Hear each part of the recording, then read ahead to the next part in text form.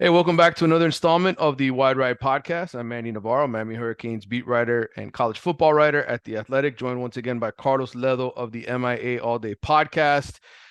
It is Wednesday, January 10th, right around 1 p.m., a couple days after Michigan wins the national championship, Carlos. A day or two after Miami lands a quarterback in the transfer portal, not the guy that they wanted, not Cam Ward, not a big name, Reese Well, it's a big Poffenbarger. it's a big name, but not in the way you think. It's just a Right. lot of consonants. A lot of consonants, a lot of vowels. Reese Poffenbarger from Albany.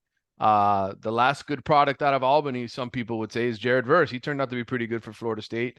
Reese Poffenbarger was the passing yards and touchdown leader at the FCS level this year. He led his team to the national semifinals. They got beat 59-0. Doesn't necessarily have great numbers against great teams, but he's another arm to bring into camp. We're going to talk about that. We're going to talk about Michigan winning the national title. Carlos, you have mentioned before that maybe Miami and Cristobal, the build here is very similar to Michigan. It took Jim Harbaugh 9 years to win a national title over there. It took him 6 to win the Big Ten. Maybe they're on similar paths. I don't know. We'll talk about that. Leonard Taylor's going to play in the Shrine Bowl. James Williams and Cam Kitchens are going to the Senior Bowl. I found there was an interesting tweet, by the way, related to that from Jim Nagy, who said that this year there are. I'm gonna read it right off of Twitter because I retweeted him. He said the NFL released a memo today with all draft eligible underclassmen. There's only 34 names on the list for underclassmen. For reference, over 140 juniors declared in 2019. He says NIL is keeping players in school. Of course, that's not the case necessarily at Miami. We will talk about that a little bit, and we'll get into some mailbag questions. But Carlos, let's start with Miami's quarterback. I know that's sort of a hot topic because there were a lot of fans really hoping to get Cam Ward. They thought maybe Will Howard is Plan B. He ends up signing with Ohio State. Um, and then there's still a hope out there for Talia Tagovailoa, the brother of Tua Tagovailoa, who was a 4-year starter at Maryland. I've told you guys many times on this podcast already, he needs a waiver. I was told this week by somebody that would know this information that he should be getting an answer relatively soon regarding that waiver. If he does, I think there's a very good chance he ends up at Miami. But for now, Carlos, let's talk about Reese Poffenbarger. Did you look at any film of this guy? What do you think of him as a quarterback? I have not looked at any film, to be quite honest with you, but I have looked at his numbers, and to me, it's a little disturbing that I believe he was what 58.5% completion percentage this past year. 58, yeah, maybe 50, almost 60% for his career in the 2 seasons that he was a Yeah, starter. 26 that's game starter for Albany. that's not great. You want a guy to be about 65% in terms of completion percentage, especially if they're playing at the lower FCS level. You want them to be lighting it up, essentially, when they're coming into your Division One program. Anything under 65% is considered average. Under 60% is not good. And considering that he threw the ball as much as he did, having that sort of completion percentage, maybe it was drops, maybe he just didn't have the core around him that he needed. But even the year before, his high was 61.5%, which is still not good. It's about average, slightly above average, or in that range. So that's concerning to me. He's supposed to be a good deep ball guy. Where he has the issues is in terms of his, 10 to 19 yard range, that medium concept range. That seems to be a problem for him. In terms of his accuracy, I'll look it up for you right here. So for the season last year, he was 47% on passes between 10 and 19 yards. That's not Mm-hmm. very good. He was 34% on passes over 20 yards, which is good. 21 of his touchdown passes came in that 20 plus range with only 6 interceptions. So he's a deep ball guy. He can chuck it. He can throw it down the field. That wasn't the problem with TBD either. He could chuck it down the field. He could throw vertically. That Right. was his preference. The issue was when you're throwing it in the middle of the field or you're throwing it, within that range of that 0 to 10, 15, 19-yard range, and you're making bad decisions and not completing the ball enough. And that's where he seemed to have some of his issues. Most of his interceptions also came in the middle of the field, like Tyler Van Dyke. Even though he had great success throwing deep over the middle, most of his picks came over the middle of the field, throwing deep at 4 picks. He also had two more picks in the middle of the field, throwing short, which means 0 to 9 yards, which is interesting, which means he was picked a couple times probably on slants or maybe in batted balls. So for me, it's another arm. It's a veteran guy. I think they've thrown into the mix to compete with Emery. And if, obviously Jakari stays around, I think it's a chance to either push Emery or an insurance policy in case Emery's not ready at the start of the year. for them, Poffenbarger to get those spot starts at the beginning of the year, maybe give way to Emery when he's ready, and then plug in if Emery gets injured again. It's another veteran arm to me to compete and to be on the roster. I don't see him as being the guy. I think obviously if Tua's brother is available, that would be the guy to go after as their 1 year primary starter. I'm not too impressed with him either. I think he's okay. I would have preferred Cam Ward or KJ Jefferson over to his brother. Um, but it is what it is at this point. The Hurricanes are where they are. They hung on to Cam Ward for a long time, waiting for a decision. They felt that was their guy, and they felt comfortable enough knowing that if they lost out on him, they had a plan B that they felt good enough to go with in terms of their own arms and rosters. And again, of course, Judd Anderson's coming on board, I think, in the spring as well. So you'll have a full complement of quarterbacks come springtime, more or less. And it's either going to be Poffenbarger, Henry Williams, Judd Anderson, or Tua's brother if he hops on board. But for me, like I said, this guy's just a stopgap. He's another arm. He's another guy to throw in there. He's the break glass in case of emergency guy. In case Emery doesn't pan out or continues to be injured or can't win the job. And it is what it is. They're gonna put their hopes in Judd Anderson for the following year if Emery doesn't pan out, or Luke Nickel, which seems to be a big time quarterback. Well, you said a lot there. A couple of things that you didn't say that I wanted to include in there just because I had it in my story. He's 6 foot, 208 pounds, so he's not necessarily a huge guy from Middleton, Maryland. Poffenbarger is.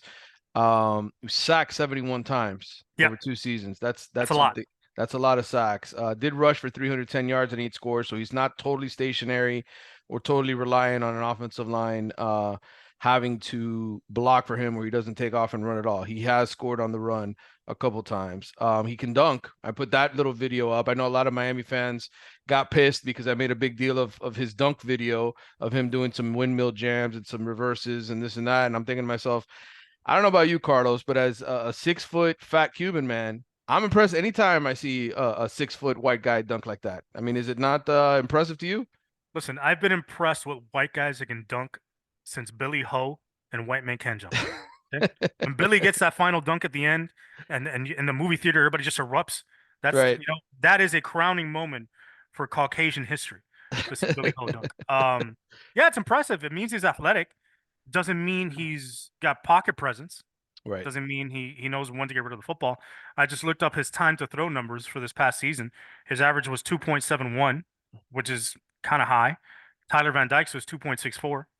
I mean, do with that what you will. So he hung on to the ball a lot. So I'm assuming a lot of those sacks were on him in terms of holding the ball. So although he's athletic and he has escapability, he really doesn't know when to, bail out or when to throw the ball away. He tends to hang on to it a little bit more. That's what those numbers tell me. King Reezy, who is one of our listeners, chipped into our mailbag. And I'm going to steal some of this stuff now and implement it in the show more Oh, go as ahead. we do these shows. But he said Poffenbarger is underwhelming to a lot of fans right now. He seems like a depth take since a lot of the more established QBs would have to compete with Jakari Brown and Emery. And I think you and I, that's the consensus, right? That this is somebody who's not being brought in necessarily to be the starter, but to push and compete for the job. And I think, Miami put itself in a situation, unfortunately. The intel that I gathered really over the last few weeks was Cam Ward told Miami multiple times he was coming and then backed off of that pledge because he wasn't really sure. And the reality is he still could change his mind because I don't think he's officially entered his name into the draft yet, even though he's announced that he will. He also hasn't hired an agent. So he has until January 15th to back out of it if he wanted to. Miami still has a chance to get Talia Tagovailoa, as I mentioned. So before you sort of bring the hammer down on Mario and said he failed this offseason to get a quarterback, also remember there's another period in April where there's a transfer portal window and there could be more options then. So I guess my point to the listeners and to the Miami fans who are disappointed, and I actually have an entire mailbag question for a story that I wrote for The Athletic that I wanted to touch on here in this segment that I'm going to read here in a second. But to provide some context for Miami fans, the fight ain't over, and it could not be over until August, right? Like you could still end up having a new guy come in over the summer, a graduate transfer, and maybe that guy ends up being the starting quarterback for Miami. I get it. You want an easy thing. You want KJ Jefferson. You want Cam Ward. You want it to be easy. Miami never makes it easy, Carlos. No. And, I think you're absolutely right. I think the Poffenbarger, what that shows me is Mario, again, adding another guy because he expects Jakari to leave and he wants someone to push both Judd Anderson and Emery Williams for that starting job or spot start until one of those guys is ready, until they show they're ready. But at the same time, leaving the door open for a more established 1 year guy that it can bring in as a graduate transfer or somebody that hits the portal they feel is worthwhile. I think the Cam Ward ship has sailed. I think at this point, it would have, Mario might have more egg on his face bringing him in after being, jilted. Of course, the fans will forget about it though if Cam wins, than it being a success at this point. I think Cam's made his decision. He wants the money. I think what ended up happening was, he got his rating from the NFL in terms of what round he would go in, and he wanted more guaranteed money from Miami than the NFL slot that he received. And I don't think Miami was in that range. I think they tried 1.5, and I think he probably wanted somewhere around 2, and they just backed away from the table and things didn't work out. But we'll see. Who knows, man? Stranger things have happened. And there's always change in college football. Guys always jump in the portal. Who knows who might show up and what might happen? Tate Martell might walk back through that door. That would be something. This was a reader for The Athletic who sent this question in. And if you sign up for The Athletic, I'm not trying to sell subscriptions here. I'm just trying to tell you guys, if you do, you can participate in some of these mailbags that I do for them. I did this one for this Thursday. It'll be coming out Thursday, January 11th. And it's statewide questions. I answer questions about Florida State, Florida, UCF, USF, Miami. This is one of the questions related to Miami. Can you shed some light on Miami's struggles with quarterback recruiting? Mario Cristobal seems to have fumbled the transfer market badly, and although high school recruiting overall has been strong, high school quarterback recruiting has been terrible. This question came from George C., again, one of our subscribers over at The Athletic. Here's what I'm going to do. I kind of reviewed all of the quarterbacks, Carlos, that Mario has recruited as a head coach at FIU, at Oregon, and Miami. And let's face it, he doesn't have a great history recruiting quarterbacks out of the high school level. Okay. I'm going to go over it real quickly. These are the names he got at FIU. Troy Dannenhauer, he moved to linebacker. Wesley Carroll, the transfer from Mississippi State, the hometown kid from St. Thomas Aquinas High School, started for FIU for 2 years. That was through the transfer portal. That didn't exist then. It was just a transfer back home by Wesley Carroll. Cedric McLeod ended up at Kent State. Jake Medlock, he started 25 games, I think, over 3 years at FIU. Lorenzo Hammonds and Elgin Hilliard, who started some games for FIU. So 3 out of the 6 quarterbacks he got came in and started games for FIU. None of them made the NFL. At Oregon, we know that he inherited Justin Herbert. Okay. How dare you forget your man crush's name? Yes, I'm sorry, because I was reading Jake Medlock for FIU and I screwed that up. At Oregon, he had Tyler Shaw, who's now at Louisville. He's since transferred and is at Texas and was at Texas Tech before. Cale Millen, Jay Butterfield, Anthony Brown, a transfer from Boston College, and then Ty Thompson. All of those guys were 4 stars except for Anthony Brown, who was the Boston College transfer. Shaw started for Oregon in 2020, the year that they won the Pac-12 championship, ended up losing the bowl game. But the rest of those guys, all those other 4 stars, did not end up starting a game at Oregon and have since transferred out to other schools. They're still not even starting quarterbacks elsewhere. Obviously, here at Miami, he inherited Jakari Brown, who was already committed to Rhett Lashley before Rhett Lashley left for SMU, and then he signed Emery Williams and Judd Anderson. So that's Mario's track record when it comes to quarterback. Here's my response to everybody who bitches and complains about it. Okay. Every head coach in college football, Carlos, has their specialty. Do they not? You look at Lincoln Riley, awesome at recruiting quarterbacks and developing them. What is he really good at outside of that? Nick Saban coaches defensive backs at Alabama. He's awesome with elite DBs. Thankfully for him, he's smart enough to hire a lot of great assistant coaches, right, to help him recruit quarterback and other positions of that nature. Mario's strength is the offensive line. All right, we know that. To me, it comes down to hiring the right coordinator, having somebody who can recruit that position well. Mario's coordinators over time, the best one you could argue he had was Scott Satterfield, who ended up becoming a head coach at Louisville and is now at Cincinnati. In terms of, guys that became something big after the fact. Marcus Arroyo, some of these other guys that he's had in his past, just not necessarily known for their elite quarterback recruiting. What's Joe also Moorhead is a pretty good offensive coordinator. Joe, yes, and he's a head coach now, and Joe Moorhead only recruited one quarterback for him at Yeah, but what Oregon. what I'm saying is he's a really good offense coordinator. So to your point, you're absolutely right. I think when it comes to quarterback, the offensive coordinator slash quarterback coach has more to do with it than the head coach. And the system is what has more to do with recruiting the quarterback than anything else, along with that coordinator quarterback coach. The issue is, very incognito, like Mario has his hands on the offense in a way that people don't realize, I believe. Mm-hmm. Um, Although I don't believe Shannon Dawson's a great fit as an offense coordinator, I think he leaves a lot to be desired. He's a step up, obviously, from the year before from Josh Gaddis, but I don't think he is what they need at offense coordinator. He's definitely not what they need as a quarterbacks coach. And that was proven to me by the fact that Jakari Brown did not improve throughout this season when he was even playing with the scout team. If you're playing with the scout team, you're still doing individual with your quarterbacks coach. You're still going through daily drills. You're still working on your fundamentals, which should improve your overall play as time goes on. And if you're competing against the first team defense, you should be sharper when the bullets start flying for real. And Jakari looked like the same guy he was a year ago. He did not improve. His motion hasn't changed. His accuracy hasn't changed. Accuracy hasn't changed. He's just the same guy, and that's telling of the quarterback coach.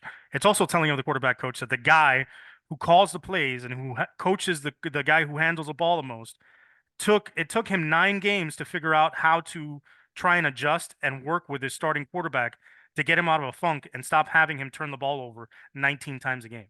Which, when he finally did, Tyler played well the last couple games of the season. So why did it take so long? Why he's not the kind of guy I think as a quarterbacks coach that can mentor guys, that can develop guys. He's more concentrated as being a play caller than anything else to me, and he's okay at it. I don't see him being too great at it thus far. And I think maybe some of that's Mario handcuffing him. Maybe some of that is him acquiescing to Mario, and I think some of that is just him. I think he comes into games with a strong plan, but then after the first half, sort of just shits the bed, unfortunately. Um, and I think his offense lacks creativity and gets a little stagnant at times. I think somebody responded to my comment about my saying this about Shannon Dawson on Twitter by saying, "You're an idiot. You want them to throw a ball 90 times a game and run trick plays every play. That's creative enough for you, Saban, and everybody else doesn't do it that way." Guy, you haven't been listening to the show ever, probably, if you made that comment. What I'm saying is you use motion, you use formations, you use personnel groups in certain ways to put the defense at a disadvantage and create window dressing to fool them to thinking you're running something and you run something else. You could run the same play 15 different ways. And I don't see Shannon Dawson doing that. I see him running the same play the same way 15 times. So for me, yes, the issue is Mario has not landed a 5-star quarterback. I don't think his coordinators have been a benefit to him in helping him land a big time quarterback, whether it be high school recruiting or even in the portal. So if he wants to land an elite quarterback, he's going to have an elite offensive coordinator. He thought he had that in Josh Gaddis. Unfortunately, he did not. Shannon Dawson, his first year, who does he pick up? Judd Anderson. Is he, good quarterback? Yeah. Is he great? Is he elite? No, I don't think so. But we'll see what happens. Yeah, we'll see. And I think, again, I'm glad that we kind of did a little history lesson because I think Miami fans, they need to know what did Mario do in other places? What's been his track record? And I just think it's such a big topic. I'll say this also, Carlos, what's also hurting Miami, Miami hasn't had a former quarterback start a game or throw a pass in the NFL since 2008. Ken Dorsey. That's what. Let's do the math real quick, Carlos. That's 16 years. So none of these kids were alive the last time Miami had an NFL quarterback. Let's also Because not Brad Kyle was just straight practice squad when he was with the Colts. right. Stephen Morris as well. Like Yeah. they were on practice squads. They never appeared in actually any games. Let's also not forget Miami's offense only averaged 26 points per game in conference play. Okay. 21 points Yep. per game against ranked teams. So when the stage was largest, when they had an opportunity to impress, They there looked was the a worst. letdown. They did not play as well as they needed to, and that's hard to sell to prospective recruits and transfers, not just at the quarterback position, but the wide receiver position. Now they recruited well at the receiver position. I give Kevin Beard a lot of credit for that. I think he's a really good salesman. I think he has a good track record of helping guys improve and become better players. But quarterback is just one of those positions that it's very hard to nail it. And sometimes the transfer portal is what works out best. Look at Michael Penix in Washington, the type of numbers he put Mm-hmm. up. JJ McCarthy was a homegrown quarterback, but he didn't exactly light it up. His strength was being a caretaker.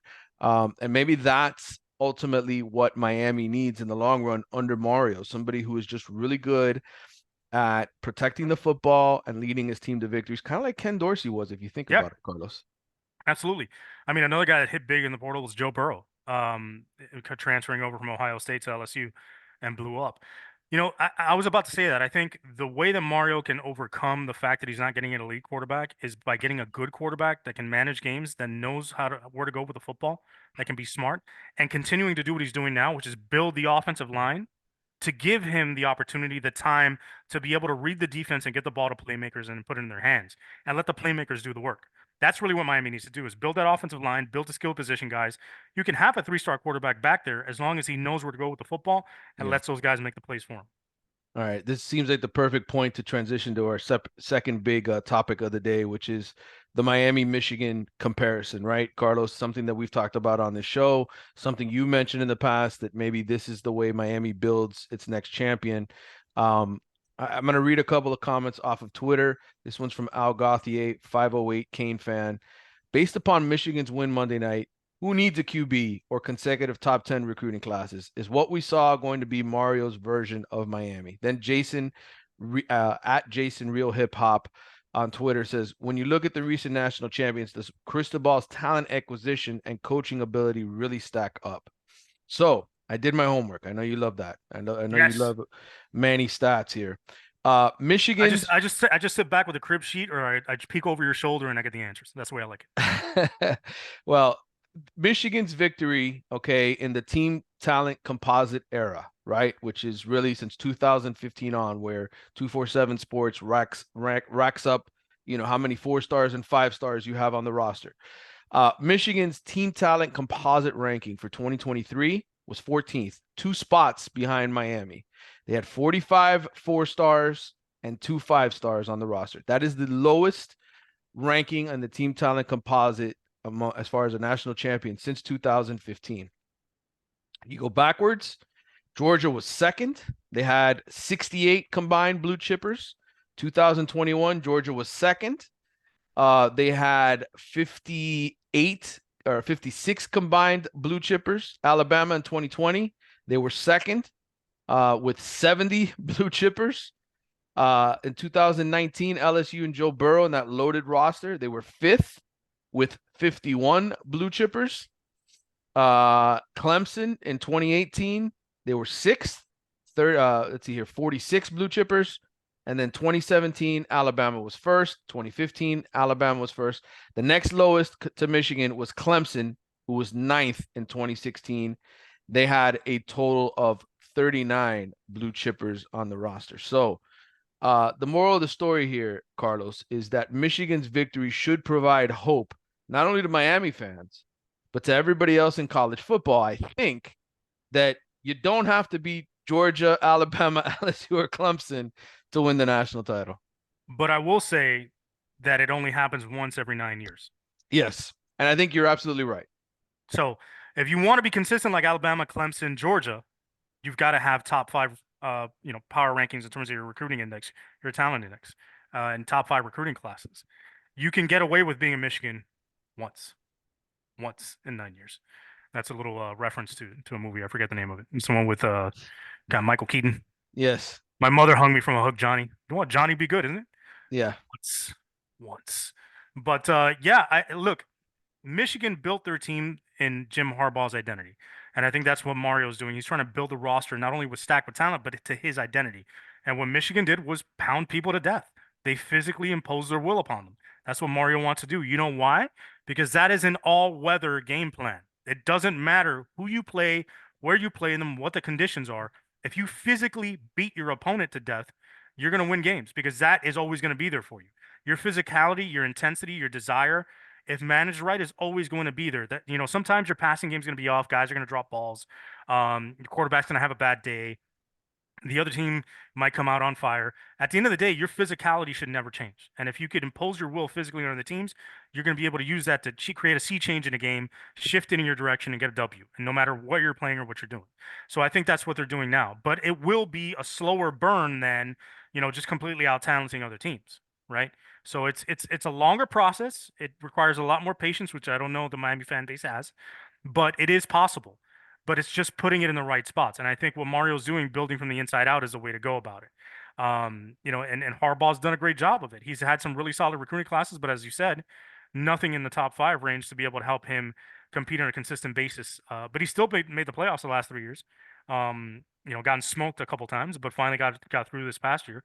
And it's just, again, a situation where if Mario could build the team in the image that he feels is the way he wants to build it, it will look like Michigan. Now, will it win a national title every year? Not necessarily, but they'll be in the hunt. I'm going to read, and we did this exercise a couple of weeks ago before the national championship, but I'm just going to read Michigan's starting lineup. I'm going to go player and then their star ranking. J.J. McCarthy, 5-star, number 25 in his recruiting class. Blake Corum, 4-star, number 129 in his recruiting class. Roman Wilson, 4-star, number 354 in his recruiting class. Cornelius Johnson, 4-star, number 177. That's another wide receiver. Tyler Morris, 4-star, number 133 in his recruiting class. Tight end, Colston Loveland, 4-star, number 302 in his recruiting class. Left tackle, left guard, center, right guard, right tackle. You had 3 4-stars and 2 3-stars on the starting offensive line. Okay. Defense. Rod Moore, the free safety, 3-star. Makari Page, strong safety, 4-star. The cornerbacks, Mike Sandstrel, 3-star. Josh Wallace, unranked through the transfer portal. Will Johnson, 5-star. Those are the 3 cornerbacks. Linebacker, Junior Colson, 4-star. Michael Barrett, linebacker, 3-star. Jalen Harrell, edge, 4-star. Defensive tackle, nose tackle, Chris Jenkins, 3-star. Mason Graham, 4-star. And then edge rusher, Braden McGregor, 4-star. That's very similar, I think, to Miami's roster, right? In terms of what they kind of put out on the field this year. They just didn't have a 5-star quarterback. I believe so. Now, what is their classes in terms of how many years they've been in college? Junior, senior? Are they an Well, older roster? yeah, I mean, McGregor was 2020, so that's 4 years in college. Graham, 2 years in college. Harrell, 4 years. Barrett, he was in his 6th year. Junior Colson, his 3rd year. Will Johnson, 2nd year. The other 2 cornerbacks, 2019, 5th year. The 2 safeties, 20 and 21, so 3rd and 4th year. And then on offense, McCarthy's been in college 3 years, 21, 22, 23, yeah, 3 years. Blake Corum, 4 years. Roman Wilson, 4 years. Cornelius Johnson, 5 years. Tyler Morris, 2 years. And then the tight end, 2 years. So only really a couple of sophomores, like what I say, like 5 sophomores, and the rest Yep, of them were juniors and out of seniors. 22. So Yeah. what that means is they've got grown-ass men. Yeah. Seriously, and that helps. Yeah. When you're trying to play a physical brand of football, you can't do it necessarily with freshmen and sophomores. You need older guys. You need grown-ass men. That's the grown-ass man factor when you're trying to Mm-hmm. play physical football. So if you can't out-talent people, you need guys that have been in the system long enough, that have seen enough things, that have experienced enough within your system to know how to react and overcome and adapt, and that are physically big enough and strong enough to handle whatever is thrown at them. And I think that's what Michigan's built. And I think something else that's really important to note here, Carlos, is the teams that do rank high in the team talent composite almost every single year, or we'll call them the A division, the Alabamas, the Georgias, the Ohio States, the Clemsons, every single one of those programs had a down year. Just from a comparing them to their greatest teams. So my point here is Michigan's had a good team. Like you said, they made the playoffs 3 years in a row. But they also kind of got lucky in year 3 that Georgia was a little off of its game, that Alabama, Jalen Milroe really wasn't the starter until about halfway through the season where they kind of settled in on a quarterback. Ohio State's quarterback situation wasn't great. They weren't clicking on all cylinders. So I guess to your overall point of how this only happens once every 9 years, I think the other thing to think about is that played a factor too. The fact that those programs were down. Whereas if this was a Georgia team from last year or even 2 years ago, the one that really, that produced all those NFL first round picks, if that was a team Michigan had to get through, I'm not sure that they're national champions. And so to your point, I think we still have to consider top 5 classes the priority if you're ever really going to get to be a championship level team. Yeah, absolutely. And I think there's a couple points to that. Number one, they got Alabama's best version of themselves going into that game. because they had the Alabama that was already rolling with Milroe, that had figured things out, that had beat Georgia in the SEC title game. So they won against a quality opponent in that semifinal. And, Washington beat Texas. They had beat Oregon twice. They beat a good Washington team. So I think Michigan, you know, yes, they caught a couple of teams on their, downslopes, not on their highest years of elite play, but they still beat some pretty good programs on the way to the national championship. And I think they also benefit from that war of attrition in the SEC, where you eliminate one or the other, either Alabama or Georgia, going into the playoff because one of them loses to the other. So that tends to help them. The other thing is these programs can only sustain this high level of success for 2, maybe 3 years in a row before they have to recycle again because they're reloading the roster. They lose like a lot of guys to the NFL. Now with the transfer portal, they're losing a lot of guys through attrition that they normally wouldn't lose. So they're Yeah. having to rebuild a roster every couple years to get back to that elite level. They'll have a great recruiting class, and then it'll take a year after that for them to get back to that elite level. So that's the advantage that Michigan has. They could be more consistent. They just won't have as many highs as the other programs. Um, you mentioned keeping players around, and I threw this out there at the beginning of the pod, but Leonard Taylor, James Williams, Cam Kitchens, 3 underclassmen that Miami loses. We had one of our followers mention this. Ultra Maga Cat, by the way, is his name on Oh, look at Twitter. that. He says, That's a mix between Ultra Magnus and a Thundercat. he said, "We won't be back until players of this caliber stay for their senior year. Most of the top teams year in and year out have their core stay 4+ years. Even some of their elite players. We need more players like Restrepo willing to quote run it back. This Hmm. is the culture we need at the U." I agree in some parts, and I also disagree in others. Alabama, Georgia, when you recruit at an elite level, Carlos, and I can say this coming straight out of the Under Armour All-American game where I did a bunch of interviews with guys a couple weeks ago. The majority of these kids, when they talk about college, they're not talking about, hey, my mom wants me to graduate. This is important to my family. You know what they talk about when they sign their NIL deals? This is a 3-year deal. 3 years and done. Yep. Everybody is thinking that way. The majority of the players, the best players in the country, are going to come in thinking, I'm leaving within 3 years. So while I think it's beautiful that you have some fourth and fifth and sixth year guys that stick around to make a run at a championship, the reality is you're only as what's the word I'm looking for? Faithful to your program as your options. If these kids think, hey, I can leave and go make more money in the NFL, or they think, why do I want to come back to a 7-6 program? Why are they going to do that? Right? Miami doesn't have a quarterback, an established quarterback going into next season. You can make the argument they don't even really have an established number one receiver outside of Xavier Restrepo going into next season, right? Jacoby George has kind of had his antics. You look at the defense, both of those guys, yeah, they could have come back, but what are you coming back to? 7-6 again, 8-4, 9-3? That's not a championship. So I think it's easier to sell players on coming back when you have something big to sell them, a real chance at winning a championship versus, hey, we may or may not get a quarterback in the portal. I think the other way you could sell players is by showing them the return on investment on staying another year, right? So let's say they get an NFL grade of a fourth round pick and they're scheduled to make, a $500,000 bonus. That's their only, maybe 250 if that's their guaranteed money. If you come back with something a little bit more and the opportunity to continue to develop and grow as a player and put more tape out to the NFL that improves your draft stock, that's something you could sell to them. But then to be able to do that, you have to show player development. I think this is an opportunity for Miami now, losing guys like Cam Kitchens, like James Williams, and like Leonard Taylor, who were highly touted, highly ranked, productive at the college level. If they replace them with guys who are not as well known and highly touted, and they end up performing better, and these guys end up developing into good players, they could point to that and say, "Look, we can develop guys. We can create more guys like James Williams and Cam Kitchens and Leonard Taylor's, even if they're not as highly ranked, and we can improve your draft stock. And it's worth staying an additional year because we could take you from a fourth or fifth round pick to a second or third round pick and increase your money while still giving you some money while you're here." Um, but that also is part of the culture as well. I think Mario has recruited different guys in terms of their mindset and culture.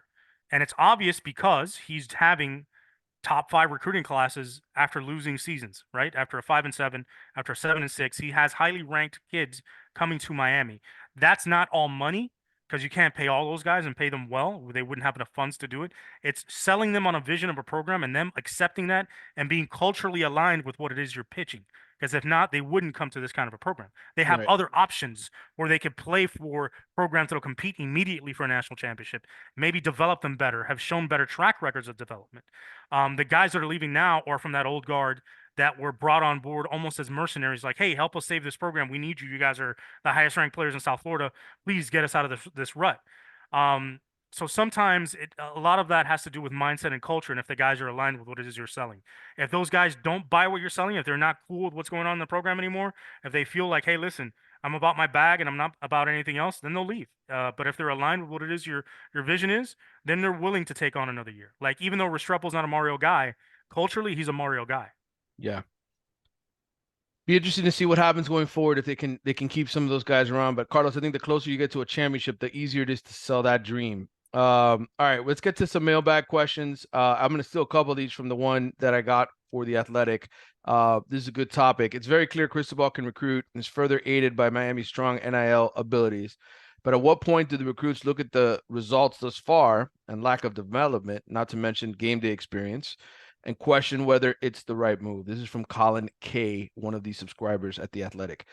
Carlos, I think you can look over at Florida and Billy Napier and look at their situation, and his and Mario's records on the field are not that different. They've each been to one bowl game in 2 years.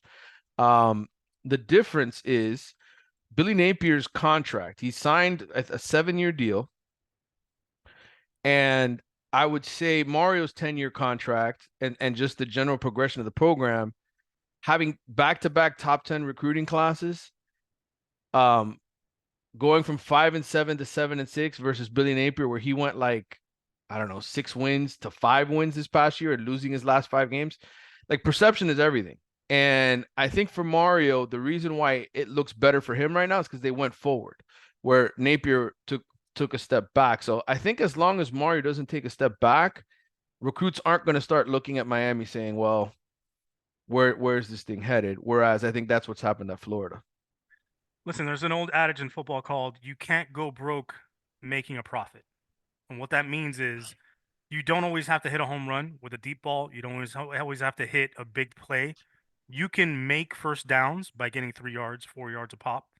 You can win games by having positive plays each play. They don't have to be all explosive as long as they're positive plays and you're not getting negative plays. Yeah. So as long as you're making forward progress, whether it's slow or quick, whether it's, hyper growth or whether it's just slight growth, you're growing. And I think the 2 recruiting classes coupled with an increase in wins, although they could have had one more win. We've talked about that in nauseam.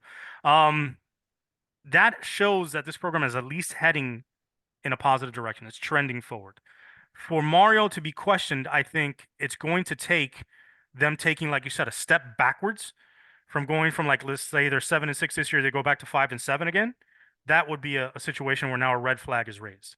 But if they're 8-5 next year, they finish the regular season 9-3, whatever the case may be, they continue to take steps forward without really even having a homegrown solidified quarterback yet. Yeah. I think that's a positive because then we're still growing with these young guys. Francis Manoa this year was just a freshman. So was Right. Samson Ruben Bay. Okunlola. A lot of the guys that are these last 2 top 10 classes haven't even grown into grown-ass men yet. Yeah. When they hit year 3, that's when you really want to evaluate things. And year 4, if they're around, then you really want to take a look at it. What is this program built? Because now you have enough depth and consistent recruiting classes to show, all right, what's the body of work? So until Mario starts throwing up red flags by taking steps backwards or starting to, his recruiting classes slip, I think at this point it's all good. This is from Matthew M, another one of the subscribers at The Athletic. Do you think Miami 5-star defensive tackle Justin Scott will crack the starting lineup week 1? Cristobal plugged in 5-star offensive tackle Francis Mauigoa from the start this past season, but I'm wondering whether Scott is physically ready to go up against Power 5 offensive linemen. All right, my response to Matthew is he's 6'4", 310. Justin Scott is. He's built to play right away. But I don't necessarily think he's a day 1 starter, in part because Miami went out and got some transfers in CJ Clark and Marley Cook, who have some size on them, have started lots of college games. And that allows you ultimately to slow play the development of Justin Scott, which is what you would prefer than to go out there and just throw him to the wolves. Ruben Bain was in a position ultimately this year where the only reason he played as much as he did was because Akeem Mesidor and Nigel Lee Kelly went down, Yep. and you had to throw him to the fire because you had nobody else that played at that kind of a quality level. So I think as long as there's not any major injuries, you can probably scratch Scott in for 250, 300 snaps this coming season as a backup rotational type piece. Yeah, I think he'll start the season as a rotational guy, but who knows if he develops into a starter towards the end of the year. I think what happens a lot with younger guys, especially on the defensive line, is they have to play totally differently than what they played in high school. It's a Yeah. lot more technique based um, at the college level than it is high school. In high school, you could just use your size and speed to just disrupt the line of scrimmage and attack the football or attack the quarterback. In college, you have gap responsibilities and you have lanes that you need to stay within. And you have to use your hands, hips, and feet in a way that you are not used to doing in high school. So a lot of that technique takes time to learn. And once they have that down and mesh that with their physical attributes, then they can get in there and play a hell of a lot of snaps and maybe even be a starter. I think maybe mid-year, towards the end of the year, he might become a starter. All right, let's get to some mailbag questions from our Twitter followers here, Carlos. This is from Jake Campbell, the one coach soup. I love this question from Jake. Oh, Campbell's soup.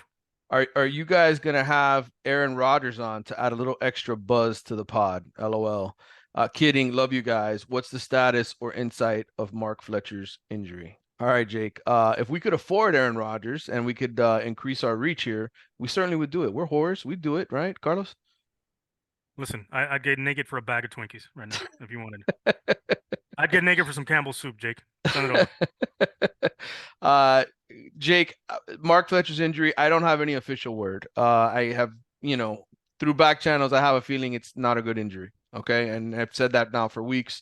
I think it's the kind of thing that's going to delay him from playing this coming season. We will see when that. And not to condone Aaron Rodgers, personal habits or how he gets buzzed or whatever the case may be, but I would Yeah. share a cookie or some gummies with him. This question is from Chris Walker, CDub_33.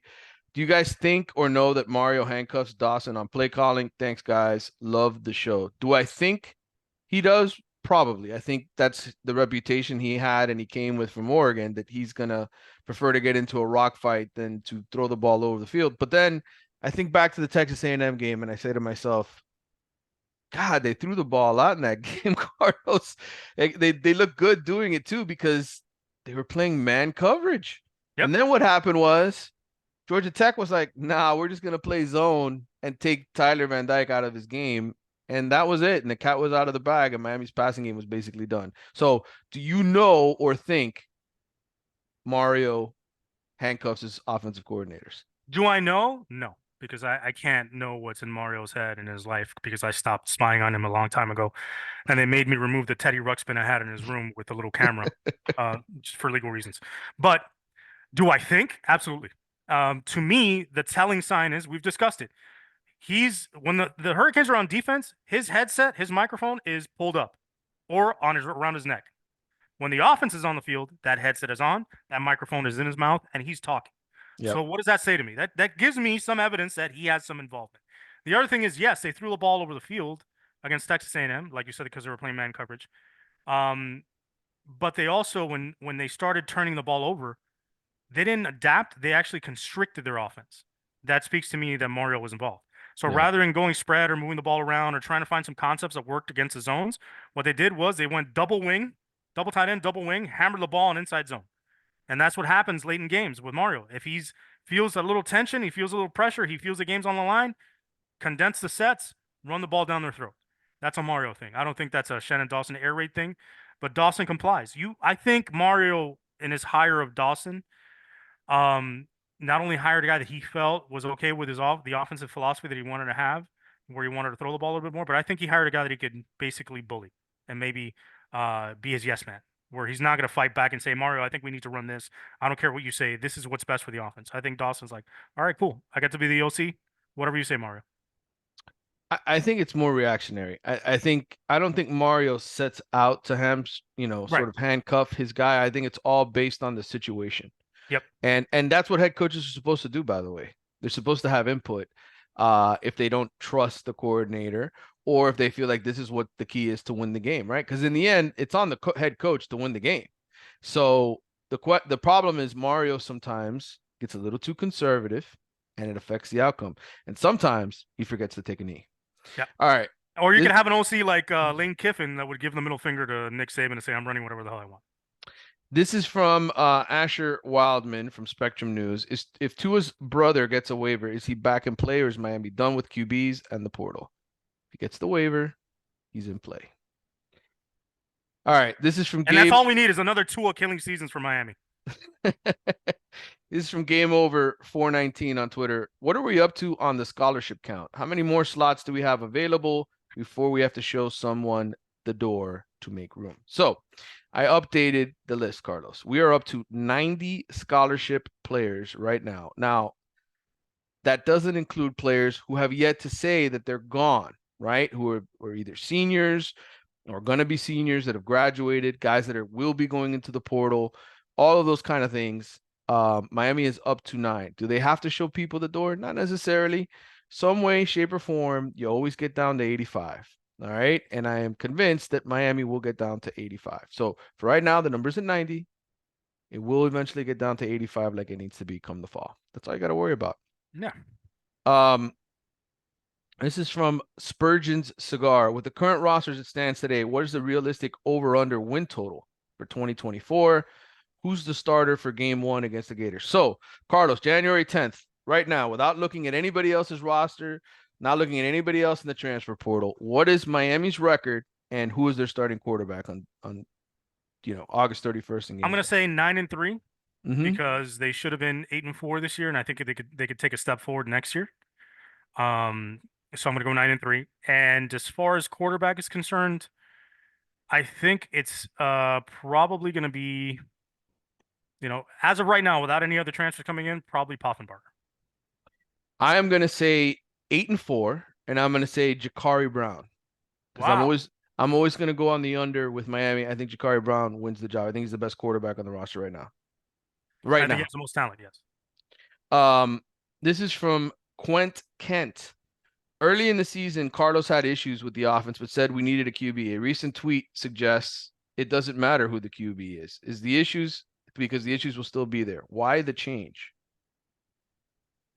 Um, so he said my tweet recently was that it doesn't matter who the quarterback is because the not that it doesn't matter, but the offensive coordinator doesn't do a good job of play calling for the quarterback and making it easier for him. That yes, you could have a Cam Ward, you could have a KJ Jefferson, but if your offensive coordinator is still being sort of conservative and constrictive in terms of the way he runs the offense, you're still not going to get great production out of those guys. You're not going to be a very successful offense. Doesn't mean you can't win games, but it doesn't mean you're not going to be elite playing that way.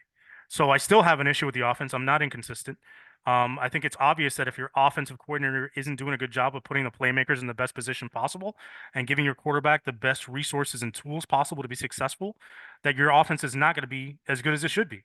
So I don't see an inconsistency in anything I said. Suck it. All right, this is from Tyler LTO Bell. Can we expect another QB to come? What other potential players are we looking at getting in the portal? We've already mentioned the quarterback thing. I think there are other positions. I would say safety is one of them that they would potentially look to add another piece if possible. I think depending on injury situation, and we still don't know what those are with some of these guys who had to have surgery, etc., who might be out for the beginning of the year, running back, for instance, with Mark Fletcher. Maybe they have to address it that way. But I think safety to me is the one position. And I was told there will be more transfer additions in the weeks ahead. I like it. I like it. This is from Vic Vassell, Coach Vic 4. Which freshmen have a chance to start this coming season?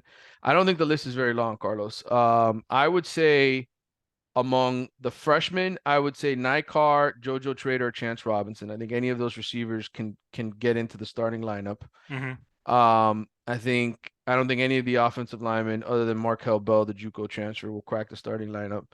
I would say on the defensive side, Justin Scott probably has a chance. I would say Marquise Lightfoot, maybe if there's some injuries at that position as far as edge rusher.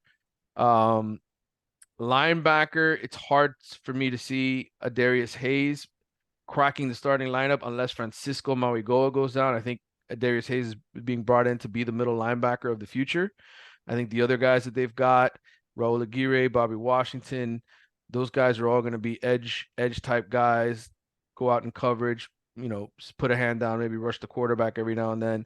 And then DBs, that's obviously the position I think that has the most opportunity. Zaquan Patterson, to me, I think he's a day one starter. I think that's the one kid who comes in and starts right away for Miami. I agree. I think he's the one that has the best chance of starting right away. Yeah. All right, let's get close to wrapping this thing up here. A couple more questions. This is from Columbus Kane. He says, I'll leave the QB questions for others. What are your thoughts on Dawson? Will he evolve and vary formations and motion, or is this past season what we get? I think he has to evolve if they want to be successful. I think it depends on who the quarterback is going into the season. I think if it's Emory Williams or somebody else young that he doesn't trust, or Mario doesn't trust, then I think it's going to continue to be the same constrictive offense that you've seen, relying on the run game primarily and relying on the offensive line as their foundation for the offense. But hopefully, what they see is that they have a competent quarterback that can get the ball to playmakers in their hands, and that hopefully some of these young receivers are explosive enough that they have no choice but to get the ball in their hands. Talking about the transfer portal, one thing I'd like to see them do is maybe add a transfer tight end, somebody that can catch the football, somebody that can be explosive, and maybe give them another dimension to this offense. That is a very good one, Carlos. I think tight end, I agree with you. That's something I would like to see them address. Having a tight end myself, I think it's a great it's a position of need.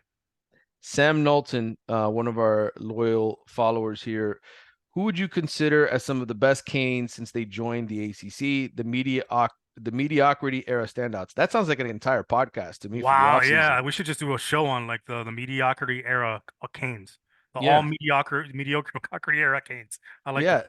the all mediocre Canes. We will do that into an entire podcast, I think, Sam. Thank you for the idea.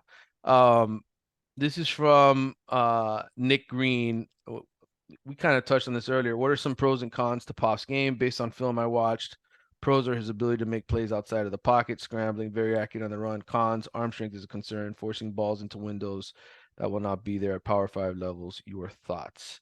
I think we're going to table that one to when you actually get the chance to look at his film, right, Carlos? Yeah, but again, the completion percentage is concerning to me, no matter what level you're playing at. So that's you'll see in the spring what this guy's all about. This is from Armando Izaguirre, AY2 Mondo. With current roster, can Miami win 10 games? I think it's debatable. I think it's more based on who their opponents are. I would say I think they can win up to 10 games, but I wouldn't bet on it. They could win 10 games if, let's say, Tua's brother's at quarterback and he plays well, and they're able to replace, and Zaquan Patterson steps right in at safety, and he has a running mate next to him that's competent as well. Mm-hmm. I think it's possible they could hit 10 games. They can win 10 games. And the last question comes in from Kelvin Harris. Oh, God, no. Ebony Lifestyles. Why do you still have a job? No one reads your articles. Thanks, Kelvin. That's a question of the century, isn't it? That is the question of the century. Kelvin, I think they just kind of like me, man. Maybe that's it. They just like me. And at least he has one guy paying full price to read his articles on The Athletic, even though he can get them for free by asking them via email. And look at me. That's how supportive I am, my friends. Carlos, thanks for coming on. Make sure to follow Carlos at MIA Ledo. Is that the new Twitter handle? That's the new Twitter handle. That's I was so used to El Ledo. Me too. I had a brain fart. I didn't know what my own Twitter handle is. Yeah. Make sure to follow him there. Make sure to download his podcast, the MIA All Day Pod, and to buy his shirts. How are those going? How's the sales going? Good, man. Good. So just sold a couple before New Year's, so I've got to actually ship one out now, today at some point. Maybe some more, depending on how lazy I feel. But yeah, it's going well. Got one of the hats on. If you guys like that, let me know. Always available. Hit me up on Twitter, DM me, and I'll give you instructions on how to secure your own MIA All Day gear. All right. Thank you for tuning into the Wide Ride podcast. Make sure you subscribe to The Athletic and to follow us here on the YouTube page where you're watching us. If not, wherever you download your podcast, make sure to hit the subscribe button. All of that helps us out here every single time we do an episode. We will probably be back next week if there is news. If not, we will probably make this once every 2 weeks as far as the podcast going forward. We took last week off. Carlos was down in the Keys fishing. What did you catch, bro? What did you have down there? You were out there. You caught like how many fish? Caught a lot of rocks. No, went on a charter with the family. It was really fun. We caught, I think it was 34 total fish. So we caught like 15 mangrove snappers, caught some yellow jacks, caught some porgies, caught some mackerels. They are You now all you digested. yeah, I was gonna say you've been eating good from all those photos you've been sending me. Always, baby. I'm like Applebee's. I eat good in the neighborhood all day long. Doesn't Well, matter. And like Applebee's, I'm 2 for 1 all day, every day. You can well, get them when you want it. hopefully you and I can hook up here during the playoffs. I will be competing in my second pickleball tournament this coming weekend. I just came off of my first one this last weekend, went 3-2, just missed the playoffs, and I'm guessing it's because I was wearing an FSU hat while I was playing, Yeah, I Carlos. was gonna say, did you wear the pickled FSU hat? Because that might have been the problem. I did it because my teammate Alex Plaza, who's a teacher at Hialeah Miami Lakes High School, a coach, he's coached volleyball, a bunch of different sports there. He is an FSU grad. So I said, all right, I'm teaming up with Alex.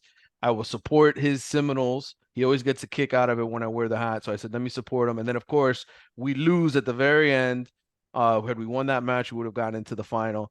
Unfortunately, weren't able to do it. So, but I got my next tournament this coming weekend over at Miami Marine Stadium. That'll be interesting. Hopefully the Oh, rain look at stays that. away. Yeah, it'll be nice and fancy. I'm teaming up with Walter Villa, my Oh God.